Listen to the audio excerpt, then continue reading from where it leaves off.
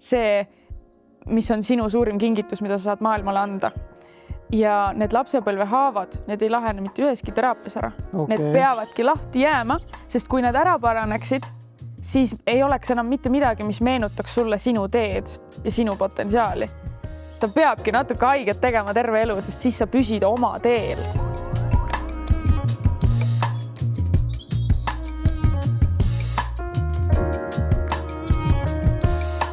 Tere tulemast kuulama taas kord Hingetee podcasti 29. episoodi. Esmalt tahaks tänada kõigepealt Aleksander Butiiki, kes on taas kord toetanud meid ilusate riiete pintsakuga ja ka Lumiora vett, kes aitab meil janu kustutada. Mis ma selle vee koha pealt võib-olla tahaks öelda, et minul on selle vee vastu sõltuvus.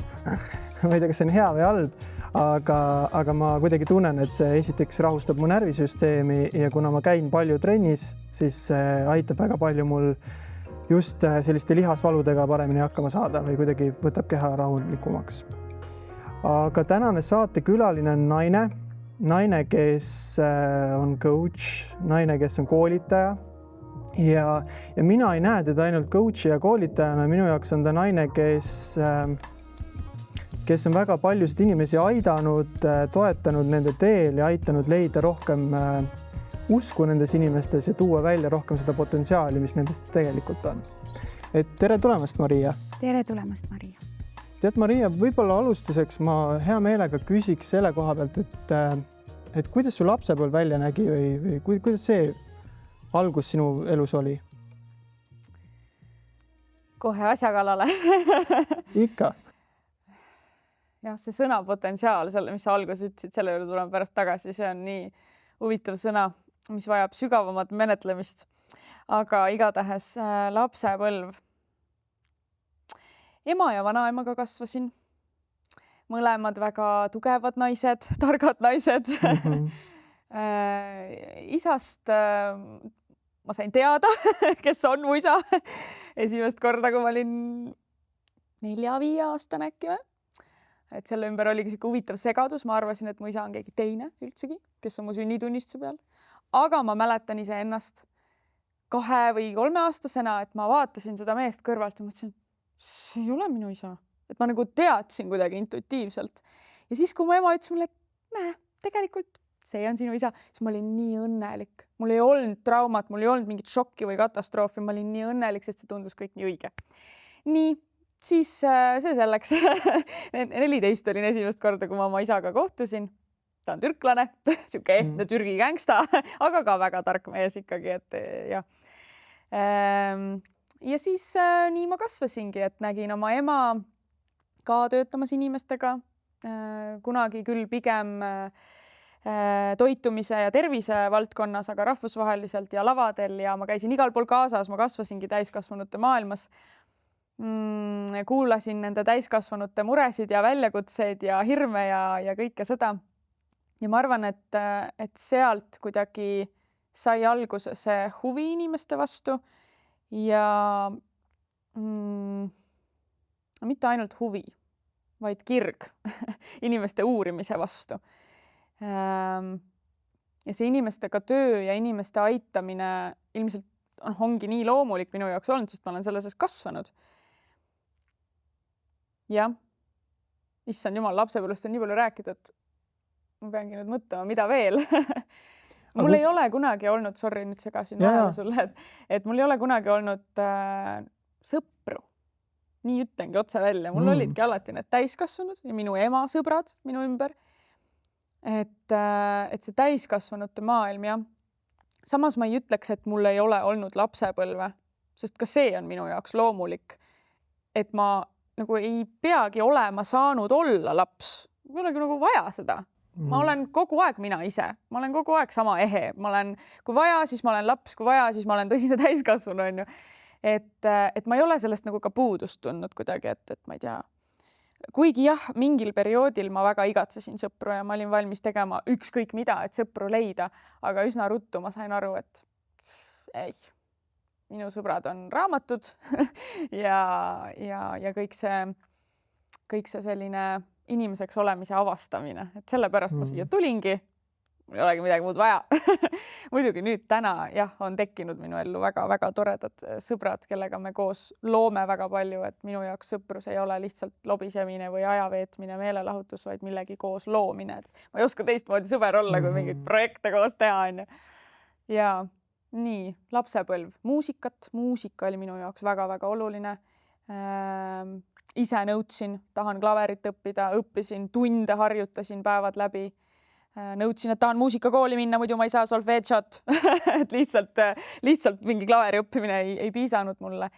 Ja tegelikult üks siuke kõrvalrada, mis ei ole veel realiseerunud, aga ilmselt realiseerub kunagi kuskil, sest ma arvan, see muusika ei ole ilma põhjuseta mu elus. Oleks olnud see, et ma tahtsin ooperilauljaks saada. Wow. ja harjutasin oma häält ja kõike ka tundide viisi. Et selline pisik on mul ka sees. Sul on praegu ka selline, et sa suudaks nagu väga kõrgelt... Ei, mis kõrgelt ma enam ei suuda. Nüüd ikka läheb madalamale see tämber, ja, aga harjutamise asi, ma arvan kõik. Aga mis on veel see, Maria, mis lapsepõlvest kaasa sulle tulnud on niisugust eredat ja ehedat, mida sa täna naudid? Mida ma naudin? No oma õpilastele ma ütlen, et ma olen väga vastu võtnud endast selle targutaja poole, sellepärast, et mu vanaema ja tegelikult mu emapoolne suguvõsa, kõik nad on õpetajad. Ja nad on õpetajad, eks ju.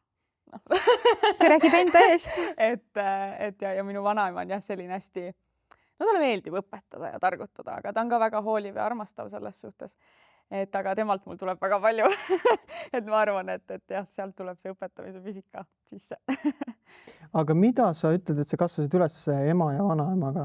Et mida sa nendelt kõige rohkem nagu kaasa võitsid või õppisid? Mis see kõige parem asi oli või hea asi, mis sa tundsid, et see on nagu väga hea, et see mul eluks kaasa tuli? Neid asju on nii palju, ei oskagi välja tuua.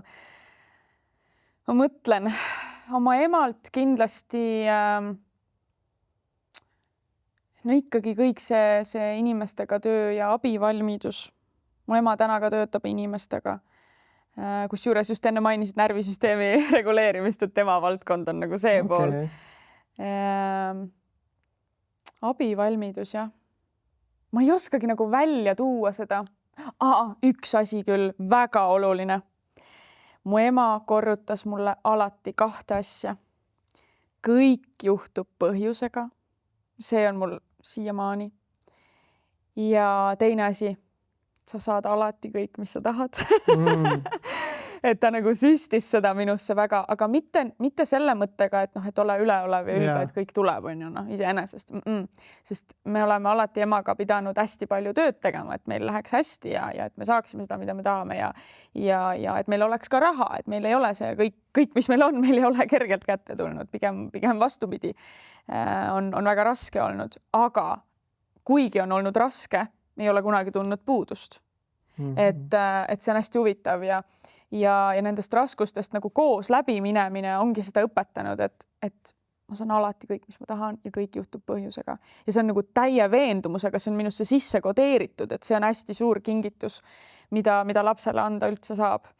Selline enesekindlus, aga samas sa ei lähe ülbeks, oled ikkagi empaatiline, alandlik, südamlik maailmaga, lugupidav maailmaga.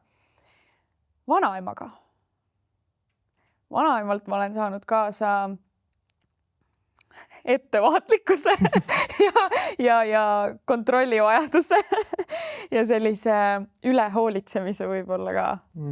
Jah, aga ma arvan, et need on head asjad. Aga tegelikult, kui sa vaatad, see kombo on kõik elus vajalik. Eks ole ju, see on ju sulle tulnud tänases elus kõigest kasuks. Absoluutselt. Väga armas. Sa ütlesid hästi huvitavalt, et su ema on sulle sisendanud, et kõik juhtub põhjusega aga ma mõtlen just selles mõtmes, et kui sa täna oled selles mõnusas vanuses, kus sa täna oled, kas sa tunned, et see, et su ema sulle sisendas selliseid nagu lauseid, see on justkui võtnud sulle nagu alateadvusesse omaks või üleüldse sulle nagu mingi veendumuseks saanud, aga on inimesi, kes peegli ees teevad seda ja korrutavad endale, aga see kuidagi nagu ei tööta või? Sellest jääb väheks. See ei ole ainult see, et mu ema oleks neid lauseid korrutanud, vaid ta andis ka seda kogemust mulle. Ja tegelikult meie aju töötabki nii, et uskumused kujunevad läbi kogemuste. et ainult need aforismid ja need korrutamised, sellest jääb väheks. Nii palju see vaimne maailm on täis seda, et ütle ilusaid lauseid, kleebi endal kodu täis neid lauseid on ju, siis kõik juhtub. No ei juhtu, noh. Sa pead otsima seda kogemust, et su keha ja su, ma ei taha öelda alateadvus, sest see ei ole korrektne sõna, psüühika mitteteadlik osa on korrektne sõna, et see psüühika mitteteadlik osa saab ka seda kogemust, et see ongi võimalik, see ongi päris. Ja siis see nagu muutuvad need mustrid, mis meil siin on. Kogemus. Vaata, kui põnev. See on väga huvitav, et sa selle välja tood.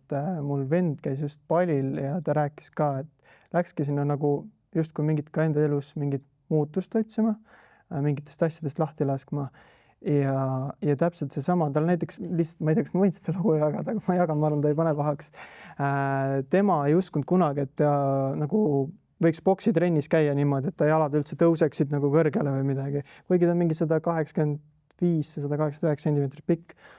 Aga ta käis seal ära ja peale seda tekkis mingi kogemus ja siis hakkas ka tekkima uskumus, et tegelikult ma suudangi väga paljust asju, millest ma endale tegelikult võib-olla ei luba või usun, et see ei ole võimalik, et ma nagunii seda ei suuda. Et mingid muutused hakkas peale seda pihta ja järjest rohkem ta nagu inimesena kasvab ja seda on hästi tore kõrvalt näha. Ja siin tuleb üks väga oluline paradoks. Ma loodan, et nüüd nagu tuleb korra keskenduda, et sellest aru saada.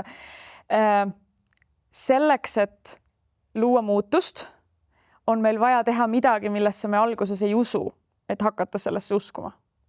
Ehk siis inimestel on vaja nagu saada üle sellest, et ma ei peagi kohe uskuma, et ma olen enesekindel, et ma olen väärtuslik, et ma olen armastusväärne, et ma saan hakkama, et ma suudan. Ei pea uskuma kohe. Kõigepealt mine ja tee, mine saa see kogemus ja siis see usk tuleb järgi. See usk ei saagi tulla enne. Loogis ju, on ju. Aga me kõik ootame seda vastupidi nagu, et kuidas ma peaks enne hakkama uskuma ja siis tegema. Ei tööta nii. Aga samas see peegliharjutus, mis sa välja tõid, et peegli ees nagu niimoodi rääkida endaga, on ju. See on väga tõhus. See on üks tõhusamaid asju. Selline teadlane nagu Patson on selle ära tõestanud, et peegli ees, kui sa veedad aega iseendaga ja vestled, siis sa hakkad käituma rohkem oma moraalile ja väärtustele vastavalt. Et see peegel on nagu hästi oluline tööriist, mida kindlasti kasutada, aga pärast endaga peegli ees rääkimist tuleb teha midagi, otsida see kogemus, see praktiline kogemus, et kinnistada kõike seda, mida sa seal peegli ees teed. Siis see töötab nagu ideaalselt. Kui sa teed ainult praktilisi tegusid ja peegli ees ei käi, siis on ka puudulik, et sa pead ikkagi minema sinna endaga seda ühendust nagu võtma. Kui sa ennast ignoreerid ja väldid, jääb ikkagi tühjaks see asi. Aga millised tänased inimesed on, kes sinu poole pöörduvad, millist nagu muredega nad tulevad sinu juurde? Igasuguste muredega. Mis on peamised sellised, kus sa nagu kuuled kogu aeg, et see? No ikkagi läbipõlemine. See tunne, et ma elan mingit vale elu. Ma olen üles ehitanud enda jaoks mingisuguse elu, mida ma tegelikult elada ei taha. Ma olen lõksus, ma ei tea, kuidas siit välja enam saada. Ja tavaliselt sellistel inimestel on kõikides eluvaldkondades mingis asipundar, mida nad ei oska nagu lahti harutada. Ja suhete teemasid on ka viimasel ajal hästi palju. Hästi palju. Ma ei tea, millest see tuleb. Äkki on aeg see, mis paneb inimesi sügavamalt endasse vaatama ja otsima seda väljapääsu teed elule. Ja see, et ma ise ärkan oma ehedusse on ju, ja siis võib-olla need suhted enam ei klapi sellisel kujul. Just. Et jah. Mis sa mõtlema hakkasid selle? Ei meenus miskit. Aga ma tahaks teada, mis sulle meenus. Okei, ma ei piina sind. Ma tahtsin küsida veel selle koha pealt, et kui inimesed sinu juures käivad, siis kuidas sa hakkad nendega töötama või mismoodi sa neid nagu lahti hakkad harutama? Tööriistad või mis sa mõtled? Ei, no kui ta ütlebki, et ma olen läbi põlenud ja mul ongi erinevates eluvaldkondades täielik kaos ja tahaks mingit lahendust hakata leidma, aga ma ei tea isegi, kust ma tulingi sinu juurde, et selgust saada. Et kust alustame? Kus see algus tuleb või mis sellest toimuma hakkab sinuga seansil? Mõtlen, kumba teed nüüd minna.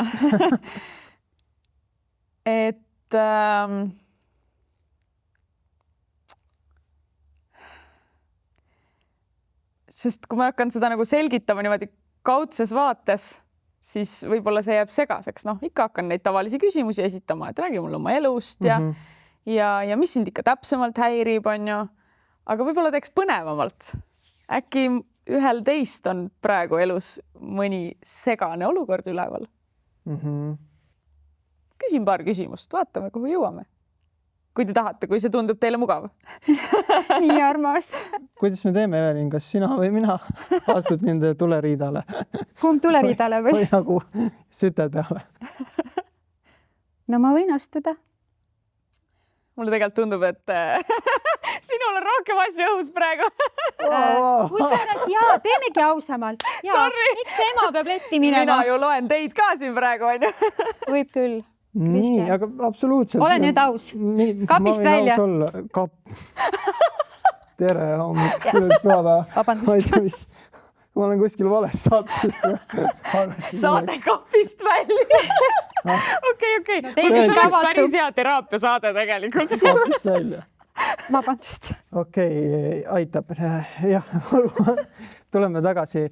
Ja me võime proovida näiteks siis minu peal, aga võib-olla sa juhid seda küsimust ja näol siis, et... Me ei pea täisseanssi üldse tegema, eks ole. Me võime natukene lihtsalt uurida, et mis sinu elus on praegu sellised lahtised otsad või segadust tekitavad kohad, kus on väike pinge, millest tahaks läbi närida. Ja ma võiks öelgi võib-olla just see karjääri pool, et mis samme nagu veel võtta, et on sinna astutud, tehtud, on läbi põletud ja igasugused erinevad samme tehtud, aga võib-olla, et mis need uued valdkonnad on, kuhu panustada niimoodi, et see pikas perspektiivis ka mulle toob sellist tulu, nagu ma soovin. Okei. Teeme kiirtee. Tavaliselt ma küsiks sult veel igasuguseid küsimusi, aga seda te võite mõlemad nüüd teha. Nii. Pange korra silmad kinni. Ja vaatajad võivad ka panna silmad kinni. Ja proovi, kas sa saad niimoodi hästi kergelt, üldse üle mõtlemata, hästi kergelt ühendust enda sisemise 5-aastasega. See peal on päris 5-aastane, no umbes sinna kanti. Ta on hästi selline vaba, mõnus, ta teab, miks ta siin on, täpselt samamoodi nagu mesilased teavad, miks nad siin on. Ta teab, mis tal tuleb loomulikult hästi välja, ta naudib lihtsalt seda, mis tal tuleb väga loomulikult välja. Ja nüüd meenuta korraks, mis oli see, mida sina 100-ga nautisid. Sa ei mõelnud selle peale, sa lihtsalt nautisid seda siin maailmas, kui sa olid see väike 5-aastane. Tunneta, ära põgene veel ära. Mina sain selle tunde kätte. Mina tajusin seda, kuidas ma olin väike tüdruk, pisikese kleidiga, kuldsete blondide juustega. Ma mängisin loomadega, istusin trepil, päike paistis, vot selline pilt tekkis minul hästi niisugune hingeline, väga ilus. Ei lase veel vastata. Mõelge veel, millised olid sinu hirmud, kõige suuremad hirmud? Soovid, unistused. Mis pakkus sulle kõige rohkem elevust?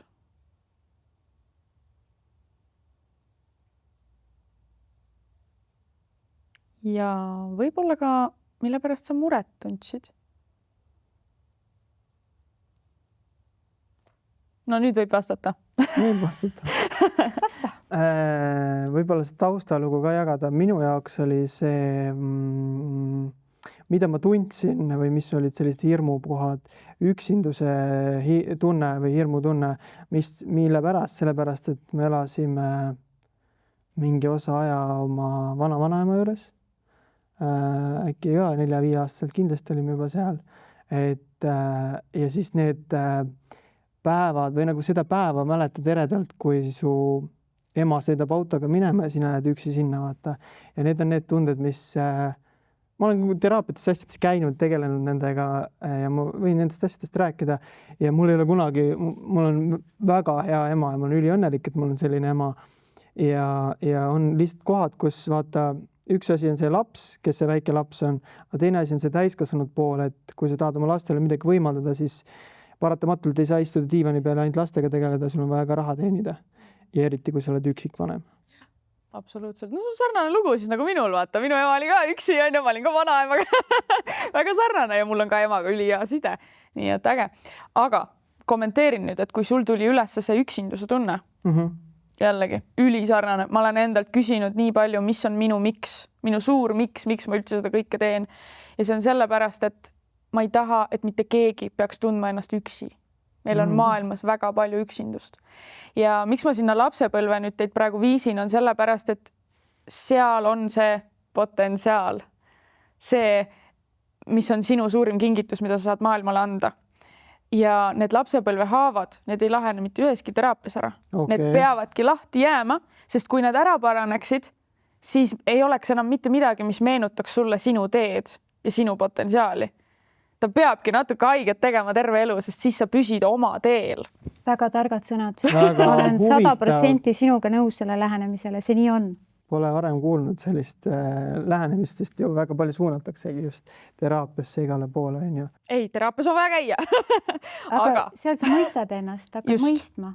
Just, teed nagu rahu selle kõigega. Aga kuidas sa ütled, et sinu elus on see üksindustunne nagu on see, et sa ei taha teised inimesed oleks üksi või sa lood seda?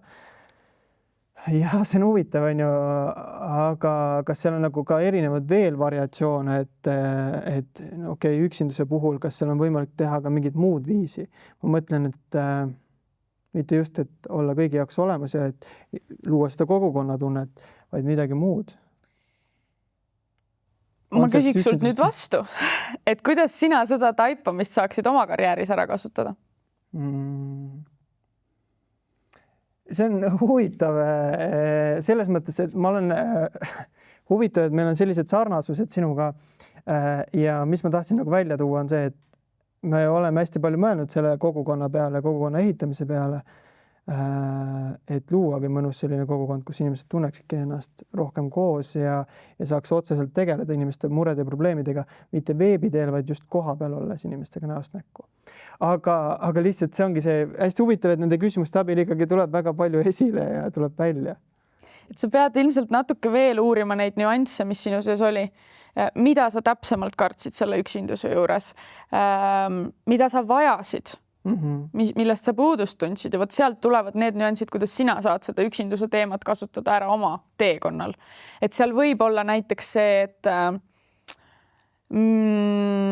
mingi turvatunde küsimus hoopis võib olla mingisugune armastusväärsuse küsimus, et kuidas tunda ennast päriselt armastusväärsena, kuidas aidata teistel ennast tunda armastusväärsena. Seal võivad niisugused nüansid nagu hargneda selle üksinduse teema peale veel. Aga seda peaks uurima jah, et millised niisugused kired või põnevused olid veel sinul väikse poisina ja siis need asjad kõik nagu kokku panna. Mega huvitav. Tead, sa räägid nii ägedalt, et tule ise sulle seansile. Palun. Aga mul jäi siin lõpetamata üks asi, et teraapiasse tuleb minna, aga seal teraapias peakski lähenema selles võtmes, et kuidas need haavad enda kasuks tööle panna. Et nad jäävad lahti, aga kuidas ma need enda kütuseks nagu keeran. Et nad oleksid minu vägi, minu kasuks. Ja tegelikult siit sellest targneb ka see edasi, et ühel hetkel see, kuidas sa oled selle enda kasuks tööle pannud, see aitab ka sul seda minevikku hoopis teisiti vaadata, mitte enam võtta kui valu, vaid võtta stardi alus sellele elule, mille poole sa lähed, mille poole sa liigud. Ja hoopis nagu tunda uhkust, et minu lugu on selline. Ja see ongi see väärtus, millega me silma sünnime ja oma teekonda loome. Väga põnev. Aga see ei ole nii lihtne, nagu me siin seda räägime, sest inimeste eludes on ikka väga jõhkraid asju juhtunud, igasuguseid asju. Et jah.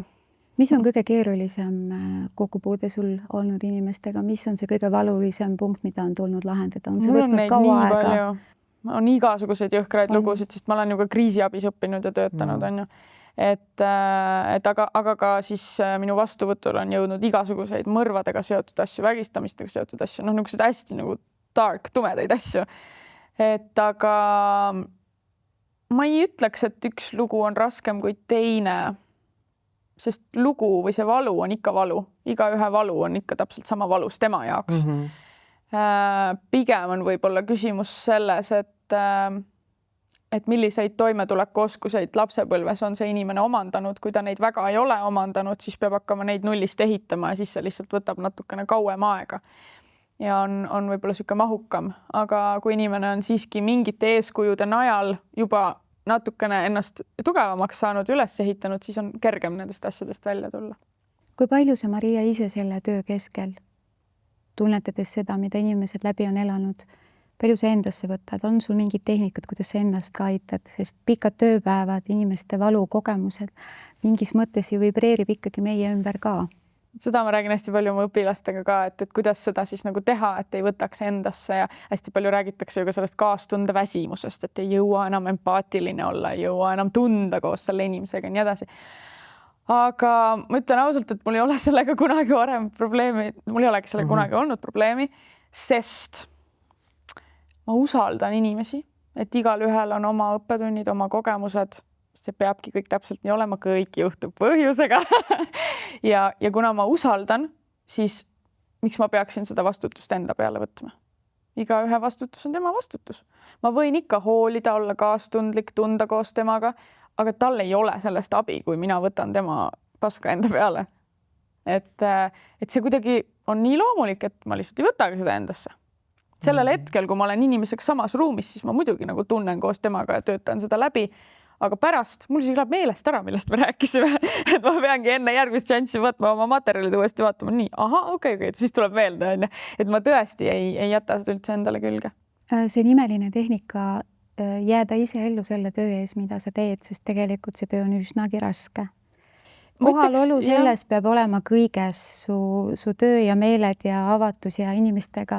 Mõni inimene võtab ju kaua aega ka enne, kui ta üldse lahti liigub. Ta jõuab sinuni küll ja ta jõuab istuma toolini, aga et see hing ka lahti läheks ja rääkima ka hakkaks oma lugu ja muret.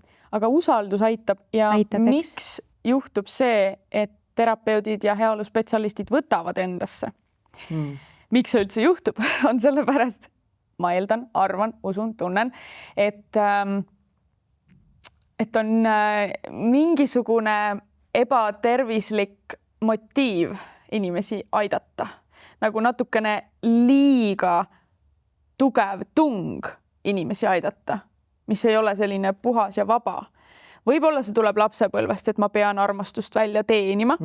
Võib-olla see tuleb lapsepõlve mingist uskumusest, et ma ei ole muidu väärtuslik, ma ei ole muidu piisav, ma pean kõiki päästma. Et need on sellised nagu enda lahendamata teemad, mis panevad võtma üleliigset vastutust teise inimese eest. Väga hea.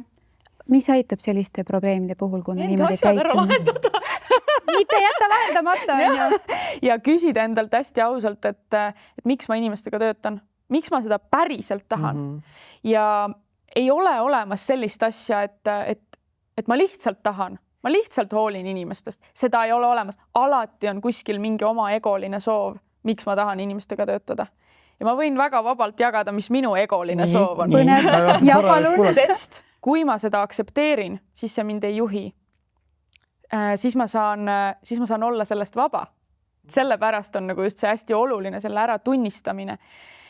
Minu üks põhjus, et see üks asi on see egoline põhjus, aga teine asi on see hingeline, avaram põhjus on muidugi see, et see on maksimaalne, mis ma teha saan, on ju. See on mina, kui ma oleksin mesilane, siis ma teeksin seda, on ju. Et see on minu jaoks kõige loomulikum viis elada, et see on see minu nagu südamest tuleb hästi suur vaade. Aga see egoline vaade, see natukene haavatav vaade on see, et üksindus. Selle üksinduse tõttu ma olen kogenud koolikiusamist väga palju, väga nagu jõhkralt. Ja olen kogu aeg tundnud seda ära tõugatust, ära tõrjutust. Ja täiesti mitteteadlikult ma hakkasin ilmselt inimesi ja neid toetajaid enda ümber koguma selleks, et tunda ennast kaitstuna. Aga see oli väga siuke peenmuster, mis ei olnud üldse teadlik. Ma nägin selle palju hiljem üldse läbi, et ma otsin hoopis kaitset läbi selle töö, et mina aitan inimesi, siis nemad justkui nagu peavad mulle midagi vastu andma. Nad ei pea mulle midagi vastu andma, aga nad pooldavad mind, nad toetavad mind, on ju. Et selline väike tüdruk, kes tahtis kaitset tegelikult. Ja kui ma seda tunnistan, siis ma olen sellest vaba. Siis see ei mõjuta mind. Ja see on okei. Meil kõigil on oma need inimlikud lood ja asjad, on ju. Oluline on lihtsalt see, et tänapäeval kahjuks on ikkagi väga palju seda raha pärast tegemist. See on nagu kahju, et ma ei peatukski siin pikemalt. Igaüks ise teab, mis nende motiivid nagu päriselt on ju.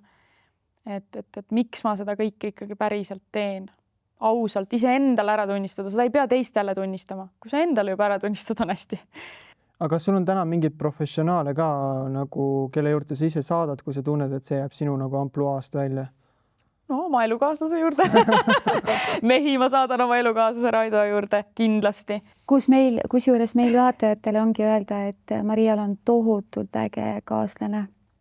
Et usun, et kunagi jõuab ta meie podcasti ka, et see, millest Maria räägib, see on fantastiline hing. Ta on tõesti väga äge ja tema muidu töötab üldse ettevõtjate ja juhtidega, on ju. Aga samas ka coachib inimesi ja ta on nagu väga-väga hea. Ja muuseas saladuskatte ajal ta on täna meil siin peidus. Toeks Mariale. Täpselt. Ja kelle juurde ma veel saadan? No kindlasti mina ei sekku meditsiiniliselt. Et siis ma ikkagi, kui ma näen, et inimesel on mingid psühhopatoloogilised teemad, siis ma saadan ikkagi psühhiaatri juurde ka inimesi. Et neid teemasid on ka kahjuks tänapäeval päris palju ja just. See psühhiaatriline teema, see on vist see kõige viimasem, kui inimene on juba selle valuga vaata väga kaua elanud. Ja kui tal juba ikkagi nagu reaalsustaju kaob kaduma. Et ta ei saa, ta ei ole ise roolis enam. No, mis ma teen siis? Ma võin ükskõik mida küsida, ma ei räägi sinuga enam. Ja täpselt. Et siis on vaja kindlasti sekkuda, jah. Aga on sul mingi hea lugu ka rääkida mingi inimene, kes on käinud sinu juures seansil või sinu juures coachingus ja peale seda on toimunud selline muutus, et nagu mitte äravahetamiseni muutunud, aga ikkagi miskit on ta elus niimoodi muutunud, et ta väga südamest tänas sind pärast seda, et neid on ka nii palju olnud, et ma ei tea, mida nagu valida, sest mul ei tule nagu ühtegi konkreetset lugu, mul tuleb hästi palju lugusid.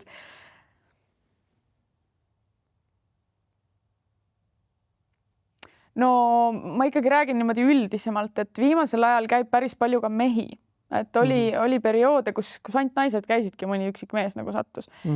Aga praegu käib hästi palju mehi ja minu arust üliäge on see, kuidas need mehed avastavad oma kõva kilbi tagant seda haavatavust aga samas nad ei muutu ka mingiks ohvriks või mingiks pehmoks, vaata, vaid kuidagi jõuavad sellesse tasakaalu ja ehedusse ja tulevad oma niisugustest kaitsetest ja lammutamistest nagu välja, et kohe niisugused viimased lood nagu tulevadki meelde, ja eriti äge, kui tulevad sellised hästi rollis mingid suured ärimehed, kes nagu peavad olema nagu ülinuksed karmid, on ju. Ja eriti äge on siis nagu neid.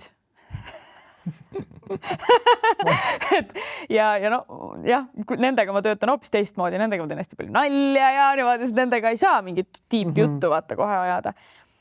Et nendega ma saan sõbraks ja siis tuleb sealt kõik muu nagu hakkavad oma, ma ei tea, mis lugusid rääkima mulle, aga jah, mul ei tule niisuguseid väga konkreetseid lugusid kohe. Eks seal on see usalduse koht, kui sa selle oled ära loonud, siis on inimene valmis avama ka. Väga oluline, ja ma arvan, et heaolu spetsialistina või tegelikult mina kutsun ennast psühhotehnikuks ja oma õpilasi psühhotehnikuks, me võime sellest pärast rääkida, sest see sõna terapeut on hoopis midagi muud. Et psühhotehnikuna ma arvan, et kõige olulisem ongi see nagu otseühendus inimesega ja päris inimliku kontakti loomine. See ei tähenda, et ma kaotaksin oma professionaalsust või läheks mingitest eetikapiiridest üle, vaid see, et ma olen mina ise. Ja kui ma olen mina ise, siis inimene julgeb ka kohe olla mina ise, tema ise. et see on nii oluline. Selle peale saab üles ehitada kõik muud praktikat, sest kui klient tuleb ja ta näeb, et sa oled kuidagi mingi pinges, niisugune üliametlik, üleprofessionaalne, selline nagu ülepingutatult ametlik, siis ta ei avane, ta ei tunne mugavalt, tal ei teki kontakti, ta ei ole motiveeritud tegema neid praktikaid, sinna ei tulegi mitte midagi. Aga räägi ka noortest, kas noored ka sinu juurde käivad? Mis vanuse piirist nad sinuni jõuavad? No käivad, aga nendega ma olen ettevaatlik, et ikkagi lapsevanemad peavad loa andma, kui on alla 18. Aga siuke 15+ on käinud ka nooremaid, 11-12. Et tavaliselt siis need vanemad on saatnud, kellel on endal minuga kontakt, kes mind usaldavad, on ju. et täitsa niimoodi võõrad nagu üldiselt pigem ei satu ja. Aga 15+ sellised on sattunud küll ja ma ütleksin, et tänapäeva noored on väga terased, kui neile õiged tööriistad kätte anda. Et pealt näha võib tunduda, et issand, mis meil selle generatsiooniga siin praegu toimub, et nad ei saa üldse millegagi hakkama, on ju. Aga tegelikult saavad väga hakkama, neil on väga suur potentsiaal. Ja tegelikult nad on väga tundlikud ja targad hinged kõik. Lihtsalt neil on vaja õigeid abivahendeid ja ka nende seda lärmakust ei tohiks maha suruda, vaid vastupidi, lasta sellel kõigel välja tulla, sest sealt tuleb õige inimene välja. Keegi peab ära lammutama. Just. Ja miks mitte seda ei tee meie noored, et seda ongi vaja ja see muudab ka ühiskonda. Ja. Näeme täna seda pilti selgemini kui kunagi varem. Ja. Väga äge. Aga kui me räägime suhetest ja paarisuhetest, siis suhted on selline äge teema, et seal tuleb alati välja sellised inimese varjuküljed, et võib-olla alguses see armufaas on tore, kõik on hästi ja võib-olla isegi natuke inimesed tahavad olla paremad, kui nad tegelikult on või pigistavad mingis osas silma kinni. Aga räägiks just sellest varjust, et miks just suhtes nagu nähtavale tuleb? Kõigepealt, mis asi see vari on? Jah, võib-olla siit, jah. Vari on siis see osa meie psüühikast, mida me eitame, mida me tabuks teeme, häbiväärseks peame, alla surume, millega me ei taha tegeleda. Seal on meie kõige valusamad läbielamised, hirmud, ihad, fetišid, sõltuvused, tabuks tehtud iseloomuomadused, aga vari ei ole mitte ainult siis see alla surutud osa, vaid ka selle valusa, ma ütlen nii, valu vältimise strateegia. Väga tark, nõus. Ja. Kui minu varjus on näiteks valeks tehtud, oletame lärmakat, emotsionaalset, kõike väljendavat, impulsiivset väikest tüdrukut, siis toimetulekustrateegia on tagasihoidlikkus, enese alla surumine, mitte piiride seadmine, mitte oma vajaduste väljendamine, lihtsalt kõigega nõustumine. See on see strateegia, see kattevari, see mask, mille ma endale ette panen selleks, et olla armastatud. Ja seal all on siis see, mida ma teen valeks, ehk siis see nagu vari. Et see on nagu hästi mitmekihiline ja vari on kindlasti ka mitte teadvustatud, ehk siis me ei ole sellest teadlikud. Seega, kui ma ütlen sulle, et sinu vari on see, siis sa ilmselt ütled mulle ei, kindlasti mitte. No. Ja järelikult siis just ongi. Ja ma kirjutasin oma ülikooli lõputöö varju teemal, mis on väga huvitav, sellepärast, et seda ei ole maailmas uuritud. Seda peetakse, nii ja naa peetakse teemaks, sellepärast, et seda ei saa ju uurida, sest see on mitteteadlik, kuidas sa uurid mitteteadlikke asju, on ju. Aga mina siis operanaliseerisin. Ühesõnaga, ma kaardistasin varju mõistet teaduse käsitluses ja teaduslikes terminites, et kuidas seda varju nagu teaduslikult mõõta ja mõista hoopis teiste terminite kaudu ja tõlkisin ta teaduse keelde põhimõtteliselt. Ja komisjon oli väga positiivne, väga toetav. Nii et nüüd järgmine töö tuleb eksperimentaalne, kus ma tahan seda nagu testida ka, et kas see minu funktsionaalne mudel peab paika ka päriselt. Vaatame siis, mis sellest tuleb. Aga sinu küsimuse juurde tagasi, et miks need varjud tulevad paarisuhetes välja? Pean ju koos elama selle teise inimesega iga päev, samamoodi nagu iseendaga, aga kui ma elan ainult iseendaga koos, siis mul ei ole peegeldust. Mul ei ole kellega põrkuda ja siis ma ei saa oma varju näha kellegi pealt. Et see partner on see kõige parem peegeldaja, mis siis toob välja need kohad, mida mina endas pean tunnistama selleks, et oma potentsiaalini jõuda. Ja potentsiaal seal varjus ongi siis tavaliselt just see, mida on häbiks tehtud, valeks tehtud. Et võib-olla selles minu lärmakuses ja emotsionaalsuses on just see kuld, minu miski, see minu vägi, mida mina olen siia maailma tulnud andma, see, mida ajab üle ääre, seda tavaliselt üritatakse alla suruda, võt just see, mis sa enne tõid tänapäeva noorte puhul on ju, et ärme tee neid nagu seda nende lärmakust väheseks on ju, või valeks. Küsige. Kui ma tahaks nüüd aru saada, kus see, nagu, mis on see minu vari, siis kus ma nagu, kui ma kuulan seda saadet ja tahaks aru saada, et mis see minu vari on, siis teeme jälle ühe rännaku.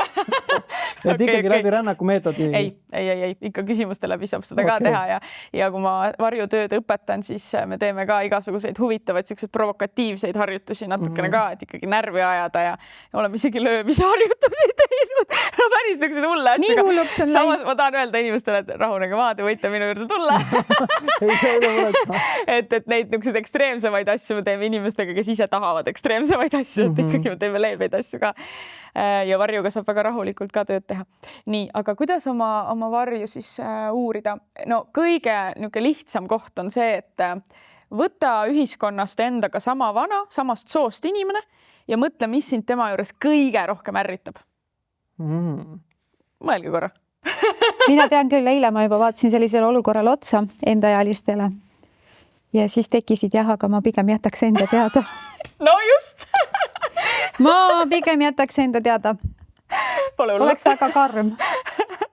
Tead, ma olen väga paljudest inimestest nagu mõneti, ma ei viitsi väga enam inimesi nagu muuta või mõelda sellele, et kuule, et muutu. Ma ei sellest kohast olen nagu üle saanud, et see, isegi kui ma ütlen midagi, siis ainult korraks ja ma rohkem sel teemal ei peatu. Aga see on väga keeruline.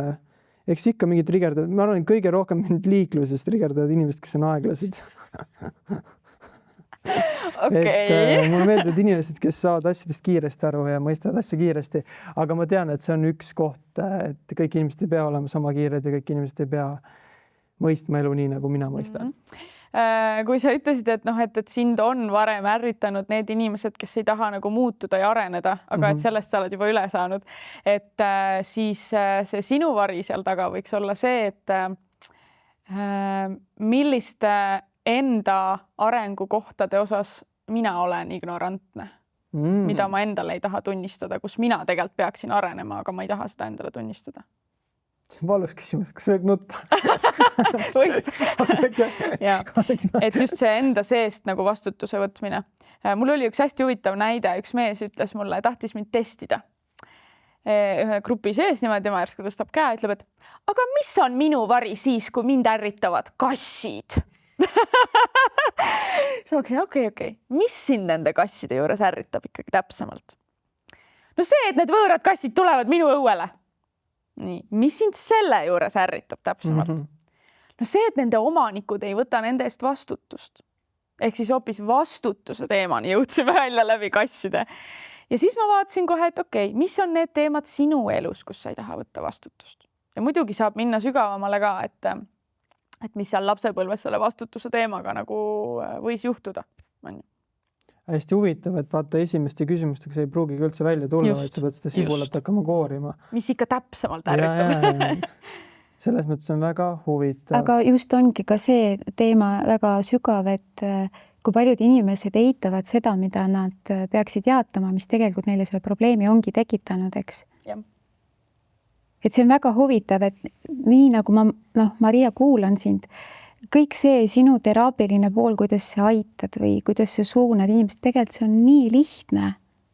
See on elu tõde iseenesest, lihtsalt inimesed ei vaevu lihtsalt elu vaatama, tahetakse põnevusega, käiakse, tehakse igasuguseid teraapilisi asju sulgudes, aga lõpptulemusena nad ikka sinna välja ei jõua, kus selle lihtsa taktikaga võiks kohe jõuda välja. Jah.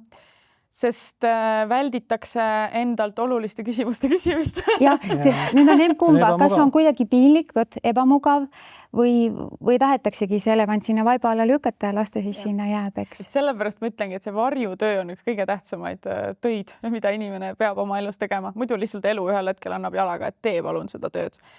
Et ilma oma varju uurimata sa ei saa teada, milleks sa tegelikult võimeline oled ja milleks sa siia üldse tulnud oled.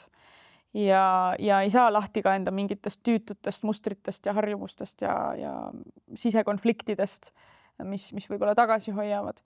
Et vari ei ole tegelikult midagi halba. Vastupidi, vari on see kõige magusam, kõige kallim, kõige ägedam, kõige ehedam, kõige parem osa, mida me oleme valeks teinud. Sest keegi teine on seda meis valeks teinud. Aga see ei ole mingi tõde ju. Selles mõttes see, et keegi teine on seda valeks teinud. See tuleb kuidagi sealt ära lahustada vahelt.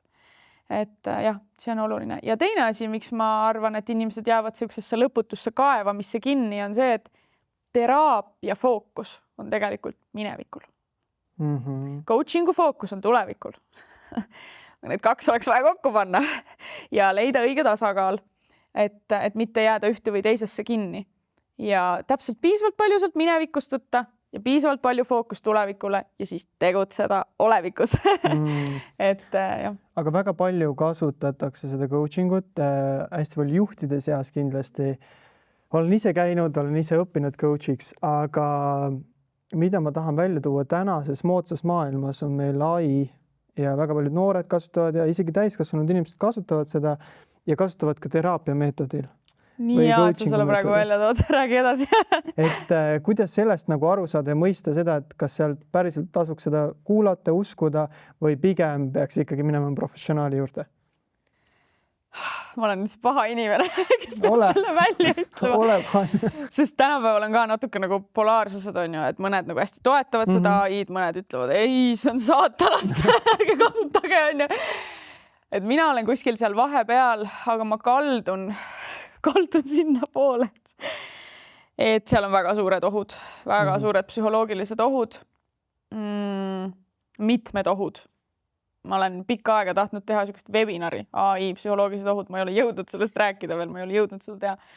Aga ma natuke siis avalikustan siin, et mida ma oma klientide pealt näen, mis on hästi suur oht. Number 1 on see, et AI-ga on nii palju parem rääkida kui tavainimesega, kuhu see välja viib. Lõpuks enam me ei oskagi oma vahel suhteid luua, sest tavainimene on minuga vastik, ütleb mulle otse, nõuab oma tahtmisi, on ju, aga see AI teeb kõik, mida mina tahan. On ideaalne partner minu jaoks. Kiidab ka veel. Ja kujutate ette, kui see AI nüüd pannaksegi sinna humanoidi sisse. See ajabki meie psüühikas asju. No siis ongi katastroof käes. Aga see on nagu väga lähedal sinna, sest ma näen, kuidas väga targad inimesed juba isoleerivad ennast maailmast ja istuvad selle AI-ga. Nagu täiesti lõpp, see on šokeeriv. Siis jah, järgmine, see on number 1 kõige suuremaid ohte, sest kui see juhtub, siis me enam ei paljune ja siis me jagagi kõik on ju. Võib-olla natuke liiga katastrofiseerin praegu, aga samas võib-olla ka mitte, sest et meid harjutatakse sellega nii ära, me harjume sellega ära, me ei oska enam ilma Facebookita, me ei oska enam ilma internetita ja nutitelefonita on ja lõpuks on AI samamoodi. Ja teine oht on siis see, et ta annab meile ikkagi vastuseid meie enda ajaloo põhjal ja meie enda küsimuste põhjal. Et ta on väga hea selline inspiratsiooni kogumise jaoks ja uute võib-olla vaatenurkade jaoks, aga kindlasti ta ei ole nagu ammendav või terviklik vaade. Et seal on mingid puudujäägid.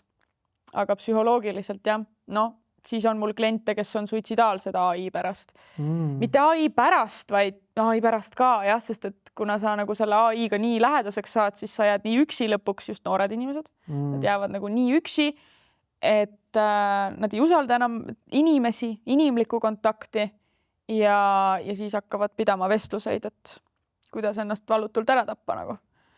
See on nii huvitav, et sa seda ütled. Ma korra segan vahele, sa jäta meelde, mis sa küsida tahtsid. Ja, mul on meeles. Ma just hiljuti sain oma naise õega kokku ja me ei olnud varem kohtunud, sain tuttavaks.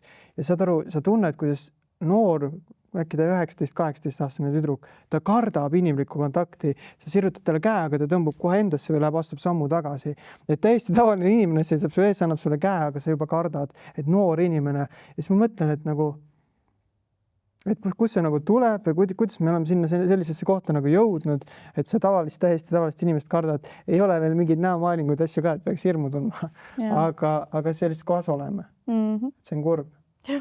Tahtsid küsida midagi? Ja, ma tahtsin tegelikult, miks see AI enda eksistentsi nii agressiivselt meie ühiskonda on toonud. Võib-olla vaataks siia nurka, et meile inimestele hingedena näidatakse seda, kui suur väärtus on meil hingedena. See suhtlemine üksteisega, märkamine. Et see on mõnes mõttes ongi võitlus. See halb ei ole tulnud lihtsalt sellepärast, et olla halb, vaid meile tuletada meelde, kes oleme meie ja kust me tuleme. Et see oleks see, mida ma siis ütleks tasakaaluks, miks ta meie inimkonnas on. Varju potentsiaal. On ju, täpselt. aga sa korraldad erinevaid üritusi ka, kohtumine saatusega. Räägi sellest natuke, mis te teete seal või kuidas see välja näeb? Mega põnev, mul on kohe külmavärinad. Ja, ei no, ma pole ise käinud, aga 3 nagu sellist sündmuste nime on kohtumine saatusega, Ülimina ja Fenomen, mis on nüüd viimane selline, mida ma esmakordselt tegin, seal oli 235 inimest, see oli üks minu selline eneseületus. Ma mõtlesin, et kas see oleks võimalik üldse siin Eestis, on ju. Minu puhul, kes ei ole veel nii tuntud ka, on ju, et lihtsalt see massi on sinna ruumi saada, oli võimalik äge. Nüüd järgmise aasta märtsis ma tahan 400 inimest kultuurikatlasse, nii et tehke, andke mulle see kogemus, et see on võimalik ja tulge. Aga see tuleb väga äge ka, nii et ja, ühesõnaga. Kohtumine saatusega Ülimina, need on sellised 3-päevased nagu retriidid või seminarid, hästi praktilised. Seal on kuskil 70-80 inimest tavaliselt koos ja see ei ole festival. Et see ei ole, festival on nagu maitseproovid igast asjast natukene, aga seal me läheme terve selle seltskonnaga koos teekonnale, tervikteekonnale ja alati meil on mingi teema ka, kas armastus või ehedus või ühendus või mis meil veel on olnud, saan kõik, mis tahan, on ju, sellised nagu teema pealkirjad, millesse me siis sügavamalt sisse vaatame. Lisaks mulle seal on veel erinevad juhendajad, aga rõhk on just sellel praktilisusel, et me mitte lihtsalt ei räägi ja ei mõtesta, kuigi see on ka väga oluline sügavalt läbi mõtestada, aga just, et see kogemus, mida ma üksi ise endale anda ei saa. Et me saame seda kogemust koos tekitada. Kogemuse all ma mõtlen siis seda, et kogemus, et ma olen vastu võetud, kogemus, et ma olen armastatud, kogemus, et mul on turvaline üldse. Kui palju me saame tavaelus kogeda turvatunnet teiste inimestega? No väga ei saa.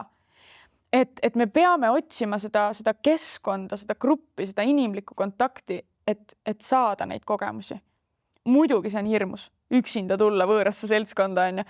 Aga ma tegin esimese laagri, kui ma olin 2015 aastal tegin esimese laagri ja ehk siis 11 aastat ma olen neid nüüd korraldanud.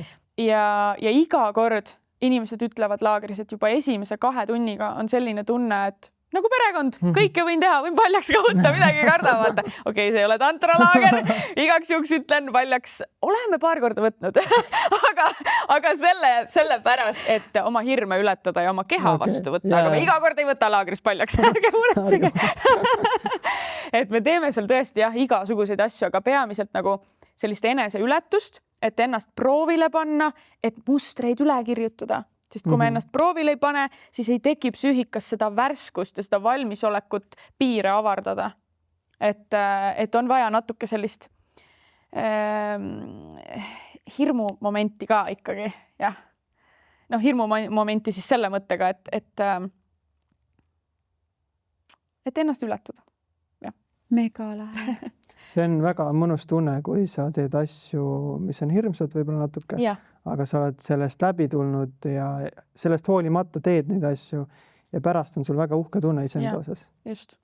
Et see enesekindlus, enesetõhusus on teaduslik termin, enesetõhusus saab kasvada läbi selle, kui ma kogen, et ma olen võimeline millekski, millest me alguses ka rääkisime. Et ma suudan midagi teha, aga selleks on ju kogemust jälle vaja. Ja tegelikult, kui oluline on Maria Kallis see, et seda teed sina oma näoliselt, mida keegi järgi teha ei saa ja sinu ainulaadsus meeskonnatööna kõigi inimestena, kes sinna saali tulevad, eks, see paneb ju kõik õiges suunas vibreerima. Inimesed avanevad ja tervenevad, et see ei ole nüüd see, et suur valgustatus, vaid see on osa usaldust, väike tükk ja see loob ühtsuse kõigi jaoks. Ja see ongi tervenemine. Ja ma arvan, et see võti on ikkagi see, et ma olen lihtsalt mina ise. Täpselt. Sest siis need inimesed saavad seal ruumis olla ka nemad ise. Ja. Et neilt läheb see pinge maha, et neilt ei oodata mitte midagi. Ja ma alati ütlen, ma ka seal Fenomenil, kus need 200 inimest olid, seal oli hästi palju võõraid inimesi, keda ma üldse ei tundnudki, on ju. Ja kes olid võib-olla natuke pingest, mis siin nüüd saama hakkab, kas see on ikka minu jaoks, on ju. Ja ma ütlesin neile esimese lausena, et minu jaoks on oluline, et kõik siin ruumis tunneksid ennast mugavalt ja turvaliselt. Et tee ükskõik, mida sa vajad, võta jalanõud jalast ära, istu rätsepistes, istu maha üldse, kui tahad, ole, kuidas sa oled. Et panin muidugi ka reeglid paika, et kõigil oleks turvaline. Ei õpetage, mina võin õpetada. Ühesõnaga, et ei hakka kellelgi oma arvamust peale suruma, ei hakka kedagi haletsema, on ju. Et ma nagu alati tšekkan seda, et kõik tunneks ennast turvaliselt, et ei ole mingeid ebamugavaid, mingeid konflikte seal ei teki ja mul on ka ruumihoidjad, kes jälgivad, toetavad, on ju, et oleks ka personaalne lähenemine, et ei jääks lihtsalt nagu massitasandile, vaid kõik saaksid sõna, kõik saaksid rääkida. Et ma väga-väga tahan, et just see nagu üksik indiviid, kes sinna tuleb, et see oleks temast, et see ei oleks massist, vaid temast. Ja siis ma püüan selliseid tingimusi luua. Mega lahe. Kas on tulemas ka mõnda sellist kohtumissaatusega? No, oota, millal nüüd tuleb? Tavaliselt kohtumine saatusega on kevadel ja ülimina on talvel ja nüüd ülimina tuleb oktoobri lõpp, novembri algus. No ja siis tuleb Fenomen 14. märts 2027 ja Fenomen on selle jaoks, et avastada oma fenomenaalsust. Ja seekord me käime läbi erinevad eluvaldkonnad ja nagu paneme selle fenomenaalsuse sinna praktiliselt igasse eluvaldkonda sisse. Mega lähe. Aga kui me räägime 2027, siis siin on natukene aega on ju veel, et kui inimesel on huvi selle sinu vastu, nende koolituste või siis ka ürituste vastu, kus ta infot selle kohta? Fenomen on Fientas üleval. Juba pileteid saab osta. Ülimina on Facebookis üleval, kui panete Ülimina 2026, siis juba tuleb. Või minu lehelt leiate ka kõik üles. Mega lahe. Et siis saab nagu uudistama minna. Mina leian, et mitte uudistama, vaid minnagi praktiseerima seda, mida Maria jagab, mida ta õpetab, millest ta suunab ja sellest on siiski niivõrd suur abi, et see on teekond uue elu alguse juurde. Miks mitte? Mariaga koos need teekonnad kõik läbi teha, mis vaja. Jah, ja ma arvan, et see teekond ei saagi kunagi otsa. Ei, see on lõputu. Me kogu aeg avastame ja loome iseennast ja kujundame iseennast, ja see ei pea mingi kannatus või raske töökoorem olema, et see võiks olla lõbus, see võiks olla selline kerge, mõnus, nauditav, ägedate inimestega. Me ei ole siia tulnud, et olla üksi, vaid selleks, et olla koos. Nii et neid sügavaid eneseprotsesse on kõige tõhusam ja kõige parem teha koos. Nii et tulge parem kogema kampa, mitte ärge püsiga üksi. Mega lahe. Kindlasti. Mis oleks täna, Maria, see, mida sina inimestele, ühiskonda vaadates, mis meie maailmas siin kõik toimub, mis oleks see hea, mida sa tahaksid jagada paljudele? Mida sa tunned, mida täna lisaväärtusena inimkond tegelikult vajab, et ellu jääda ja jalgadele tõusta? Et ellu jääda ja jalgadele tõusta. Just.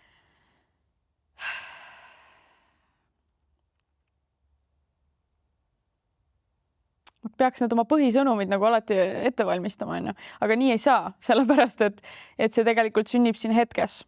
Täpselt.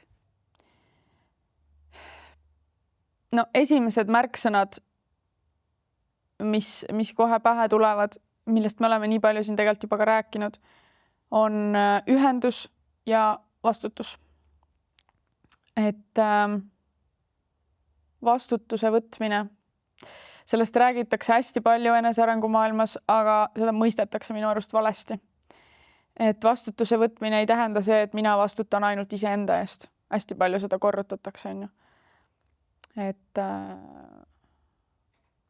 kõigepealt armasta ennast ise, siis saad teisi armastada või teised saavad sind armastada või et ma vastutan ainult oma tunnete eest, sina saa ise hakkama või kuidagi mingi süke värk. Aga ma arvan, et see on vale. Ma arvan, et me kõik peame teadvustama oma vastutust ja muidugi iseenda, oma seisundi, oma heaolu eest on ju, eelkõige mõnes mõttes, aga mõnes mõttes ka mitte. Aga me peame teadvustama ka vastutust selle eest, kuidas mina panen teisi tundma, mida ma siia maailma toon, mida ma siia maailma loon, millise keskkonna, millise ruumi ma enda ümber jätan või esile kutsun. Sest me mõjutame kogu aeg teiste inimeste seisundeid. Ja kui ma sellega lihtsalt plärtsun ja hoolimatult ringi käin, siis ma lihtsalt toodangi prügi siia maailma, on ju. Vaimset, psühholoogilist prügi. Et see vastutus maailma eest, sest mina ja maailm olemegi üks ja sama, on ju. Mina kogen ise ennast läbi maailma ei ole midagi minust eraldi.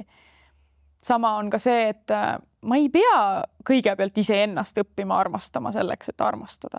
Ei pea. Ma võib-olla õpingi ennast armastama läbi selle, et ma armastan teisi. Et me vajame üksteist ja siit tuleb see ühenduse teema nüüd. Et mitte mitte ennast ühendusest lahti lõigata, vaid vastupidi, soodustada ühendust enda ja teiste vahel. Et hästi palju on seda individualismi ikkagi. Ja minu arust see nagu meid hukutab. Et peaks tasakaalu leidma selle individualistliku ja kollektivistliku vaate vahel. Ja ühendus ja vastutus. Aitäh sulle, see on väga hästi öeldud ja väga hästi lahti seletatud. See on väga vajalik. Mina küsiks ka, mis on sinu jaoks hingetee? See on väga ilus küsimus alati meil. Suur ja oluline küsimus.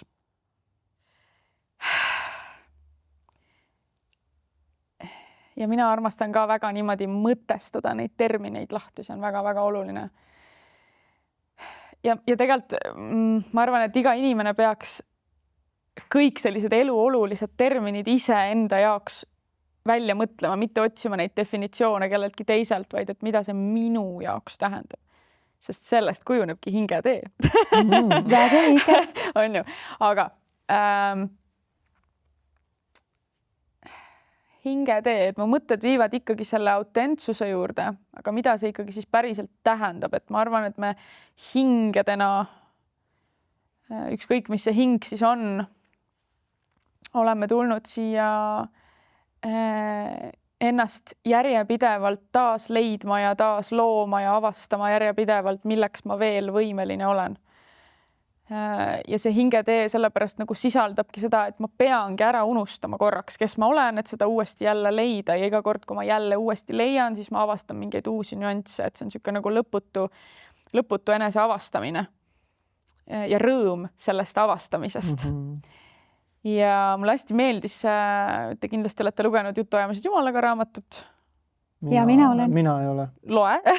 Neil Donald Walsh on see autor. Ja seal siis ta peab dialoogi Jumalaga ja ta küsib Jumalalt, et mis selle kõige mõte on? Ütle mulle, see universum ja need tähed ja kõik need asjad, mis selle kogu kupatuse mõte on, mille jaoks?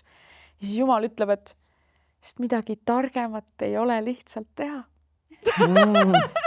Ja minu arust see ongi hingetee. Midagi targemat ei ole. Nii Aga armas. loogiline ju. Armsamini ja loogilisemalt vastata ei saaks. Mida muud teha? Lihtsalt avastada ja tunda sellest rõõmu. No areneda on ka vaja, aga see on ka see rõõm, on ju. See avastamine ja kaotamine ja leidmine ja arenemine ja kogemine ja väärtuse loomine ja ühenduses olemine ja kõik see. Ja ongi nii. Kallis Maria, sa oled lõputult äge naine. Teie olete ka väga äged. Me täname sind. Sinu väekus ja sinu tarkus paneb väga sooja tundeid tundma ja hõikama kõva häälega meie rahvale, et Maria juurde ja kiiresti, et see teekond, mida sina hingede maailmas avad läbi psühholoogilise teekonna nippide ja nõksude, see on võrratu. Kõik sinu sõnad, mida sa lausud, panevad mõtlema ja ära tundma seda, et me oleme väga ägeda hingega kokku saanud ja me oleme väga tänulikud taevaisale, et sina meie keskel oled. Aitäh, et oled. Mina olen ka südamest tänulik, et selline äge naine meil siin Eestis olemas on ja inimestega töötab, ja su kaaslane on väga muhe vend. Kindlasti tahaks temaga ka lähemalt rääkida. Hästi, ta ütles mulle, et ma olen hästi kohal ja rahulik, aga ta ise on täpselt samamoodi, et hästi äge mees ja ma olen ülitänulik, et sa tulid saatesse. Fantast on selliste inimestega saadet koos teha. Aitäh sulle. Sa oled püha hing, nii on. Ma pean siis terve pere siia tooma, et saate kõikidele ägedate inimestega. Ja kui sa nüüd ütlesid, et kõik ruttu Maria juurde, siis ma pean ütlema seda, et mul on tegelikult väga ägedad õpilased ka, kes tahavad praktiseerida kes siis õpivad seda reflektiiv-integratiivset metoodikat, et kindlasti nagu sattuge nende juurde ka, et ma üksi võib-olla kõike ei jõua. Ei, ma ei ole üksi, kindlasti on veel väga häid spetsialiste ja et üldse ei ole seda meelt, et tulge kõik minu juurde, noored juunad. vaid ikkagi tuleb leida see, kellega ise kõige rohkem klikid ja sellest juba piisabki. Ja seda ma täiesti usun, et peab klikkima ja mida ma saan veel öelda, et need inimesed, kes meie saates käivad, ma saan öelda julgelt, tunnetades ja tajudes sind, et see teekond sinna on väga õige. Aga aitäh, Kaili kuulajad. Suur aitäh teile kõigile vaatamast, kuulamast. Pange kindlasti subscribe ja ma panen Maria info ka descriptionisse alla, et kes tahab, saab uudistama minna ta kodulehele ja kuulake meid veel ja näeme juba peagi. Kohtumiseni!